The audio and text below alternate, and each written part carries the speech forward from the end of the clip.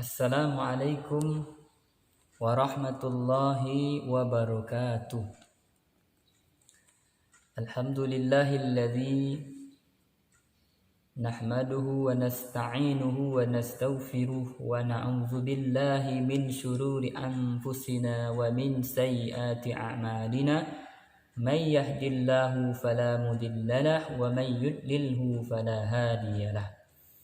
Asyhadu an la ilaha illallah wahdahu la syarika lah wa asyhadu anna Muhammadan abduhu wa rasuluh la nabiyya ba'dah. Hambatu Allah, sahabat milenial yang dirahmati Allah Subhanahu wa taala dimanapun antum berada. Kita lanjutkan kajian kita dari beberapa episode sebelumnya. Hari ini insya Allah pada tanggal 4 Ramadan 1441 Hijriah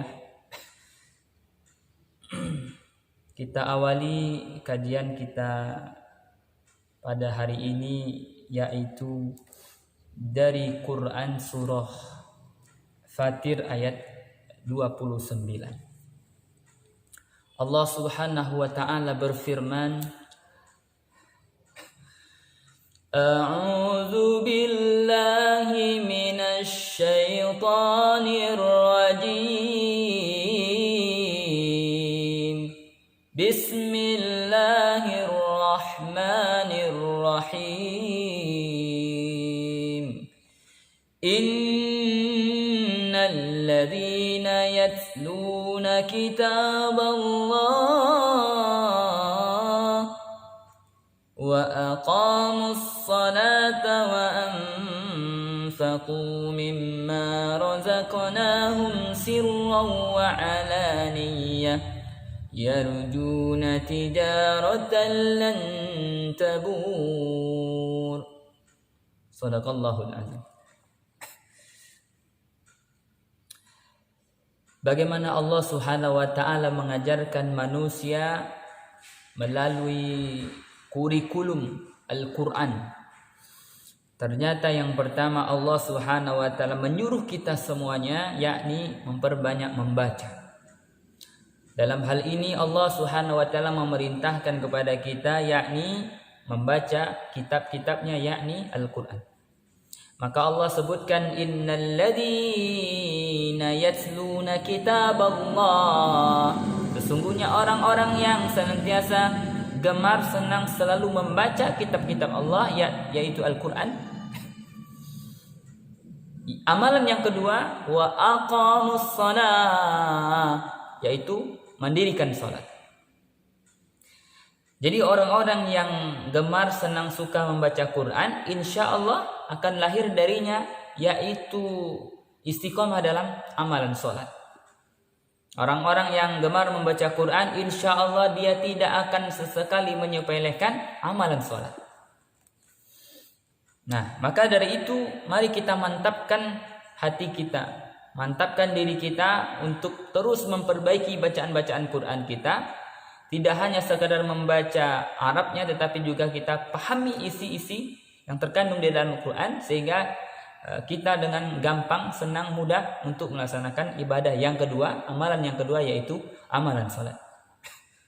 Banyak hari ini orang yang menyepelekan amalan ini, menyepelekan baca Quran, menyepelekan salat, disebabkan karena dia tidak membaca petunjuk-petunjuk dari Allah Subhanahu wa taala. Nah, dan ternyata dosa meninggalkan salat itu lebih berat dari dosa berzina. Maka jangan main-main kita tentang menyepelekan amalan salat. Kita harus istiqamah. Beda antara keimanan dan kekufuran itu ada di salat. Dan di dalam sebuah hadis disebutkan awwalu ma yuhasabu bihil 'abdu yaumal qiyamah as-salat. Amalan yang paling pertama ditanya, dihitung pada hari kiamat, yakni adalah salatnya. Kalau kita tidak mampu berdiri, maka salatlah dalam kondisi duduk. Tidak sanggup dalam posisi duduk, maka salatlah samping kita berbaring. Begitu luar biasanya salat. Maka jangan sesekali kita menyepelekan salat. Sesibuk apapun kita dalam aktivitas-aktivitas dunia kita, sesibuk apapun kita di kantor, di tempat bekerja, di pasar dan seterusnya, maka minimal sholat yang 5 waktu jangan sesekali kita abaikan dan jangan sekali-kali kita tinggalkan jika kita ingin mendapatkan kebaikan dan keberkahan. Sedangkan amalan yang ketiga, di dalam ayat ini disebutkan wa anfaqu mimma razaqnahum sirran wa alaniyah. Yang ketiga adalah berinfak. Jadi 3 amalan: membaca Quran, mendirikan sholat, lalu kemudian berinfak. Nah, berinfak ini adalah bukti bahwa amalan sholatnya diterima. Jadi orang-orang yang sudah melaksanakan sholat, lalu kemudian ibadah sholatnya itu baik dan diterima di sisi Allah Subhanahu Wa Taala, maka akan tumbuh dari dalam dirinya, yakni suka dan senang berbagi. Maka penting bagi kita untuk mengistiqomahkan diri kita membaca Quran, mendirikan sholat, supaya kita mampu menjadi pribadi-pribadi yang senang berbagi kepada saudara-saudara kita yang membutuhkan. Maka di ujung ayat ini Allah Subhanahu Wa Taala menyebutkan, yarjuna tijaratan lan tabur. Mereka itulah orang-orang yang senantiasa mengharapkan perniagaan yang tidak pernah ada rugi. Jadi kalau kita dagangnya dunia, itu ada untung ada rugi. Ya. Kehidupan yang bersifat duniawi kadang untung, kadang rugi.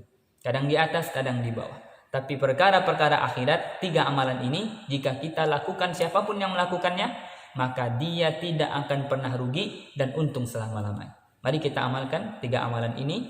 Yang pertama membaca Quran, yang kedua mendirikan sholat, yang ketiga berinfak dari rezeki yang telah Allah berikan kepada kita. Mudah-mudahan sahabat milenial yang dimuliakan Allah, dimanapun antum berada, kajian singkat ini menjadi renungan kita, dan mudah-mudahan bisa dimanfaatkan dan bisa diamalkan dalam kehidupan. Demikian, wabillahi taufiq wal hidayah. Wassalamualaikum warahmatullahi wabarakatuh.